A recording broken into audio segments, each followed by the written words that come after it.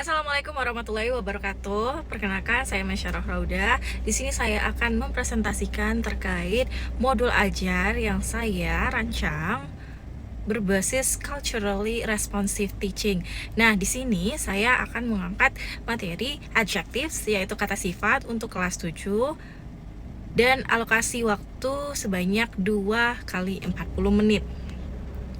Capaian pembelajaran yang ingin saya capai ialah pada akhir fase D, siswa menggunakan teks lisan, tulisan, dan visual dalam bahasa Inggris untuk berinteraksi dan berkomunikasi dalam konteks yang lebih beragam dan dalam situasi formal dan informal.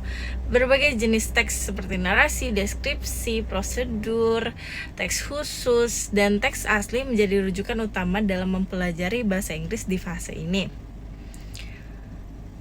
Elemen atau domain capaian pembelajaran yang ingin saya capai, yang pertama adalah elemen membaca dan memirsa, lalu ada elemen menulis dan mempresentasikan, dan selanjutnya tujuan pembelajaran yang ingin saya capai ialah siswa dapat mengenali dan memahami kata sifat adjektif dalam teks bahasa Inggris. Siswa dapat mengelompokkan kata sifat berdasarkan kesamaan makna atau fungsi. Siswa mampu membuat produk yang menunjukkan pemahaman mereka tentang kata sifat. Alat dan sumber belajar yang saya pakai adalah teks pendek, descriptive text, kertas dan alat gambar untuk poster, buku catatan, atau kertas untuk cerita pendek, alat tulis, lembar kerja, laptop, dan infocus.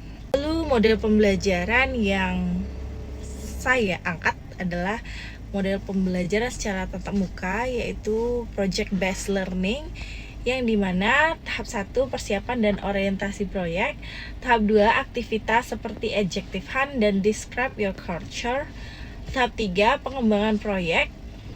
Di sini outputnya akan berbeda-beda, di mana kita menerapkan pembelajaran diferensiasi juga, dan tahap 4 presentasi dan penilaian, tahap 5 refleksi dan evaluasi. Lalu langkah pembelajaran diawali dengan pendahuluan, di mana guru mengucapkan salam dan bertegur sapa dengan peserta didik. Yang kedua, peserta didik dan guru berdoa sebelum memulai pembelajaran. Ketiga, peserta didik dicek kehadirannya oleh guru. Lalu peserta didik ditanyakan hal-hal yang berkaitan dengan aspek diagnosis non-kognitif, atau bisa dibilang pembelajaran sosial emosional, yang dimana kita memastikan siswa sudah siap untuk mengikuti pembelajaran. Lalu guru menjelaskan tujuan pembelajaran hari ini. Lalu guru memberikan pre-reading atau cultural connection activation, di mana tujuannya adalah mengaktifkan pengetahuan dan pengalaman siswa terkait budaya lokal. Strateginya adalah dengan bertanya, apa makanan khas dari daerahmu? Bagaimana bentuk atau rasanya? Pernahkah kamu melihat baju adat tradisional suku kamu sendiri?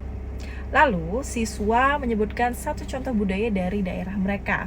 Tulis di papan dan bantu siswa menyebutkan kata sifat adjektif yang sesuai. Baik, setelah itu guru harus menjelaskan secara rinci terkait apa itu adjektif, pembagian jenis-jenisnya, kegunaannya, dan tata cara menggunakan adjektif dalam teks budaya lokal. Setelah pendahuluan, kita beralih ke kegiatan inti, di mana di sini ada while reading, a guided text analysis, di mana tujuannya adalah mengenal adjektif dalam konteks budaya lokal. Strategi yang digunakan adalah bagi siswa ke dalam kelompok kecil, beri mereka 1 dari 3 teks budaya lokal yang berisi tentang makanan, pakaian, atau tarian. Lalu tugas kelompoknya adalah identifikasi adjektif dalam teks, tandai adjektif dan klasifikasikan. Dia termasuk deskriptif, kuantitatif, atau demonstratif. Lalu diskusikan arti dan maknanya dalam konteks budaya. Nah, hal tersebut merupakan bagian dari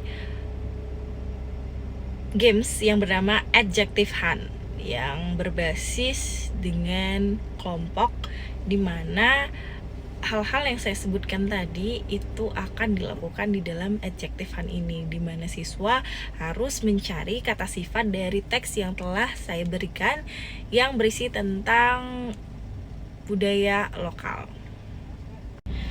Selanjutnya, setelah diskusi kelompok berlangsung, siswa akan diminta untuk describe your culture, di mana siswa membuat deskripsi pendek sebanyak 3-5 kalimat tentang satu aspek budaya mereka. Contoh makanan khas, baju adat, festival, atau apapun kebiasaan dari suku mereka.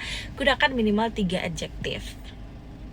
Nah, ini merupakan tugas individual, di mana tadi kita sudah berdiskusi kelompok secara panjang dan mengetahui terkait adjektif serta penggunaannya. Nah, di sini siswa diminta untuk bekerja secara individu agar guru dapat mengetahui perkembangan pemahaman mereka terkait materi adjectives. Produk yang dihasilkan bisa berbeda-beda atau berdiferensiasi.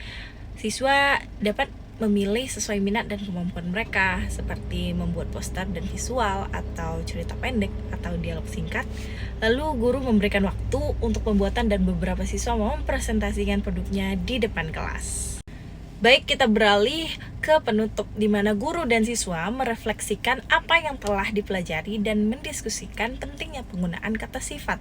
Lalu, guru memberikan penugasan mandiri, siswa diminta untuk mengerjakan LKPD sesuai dengan waktu yang ditentukan.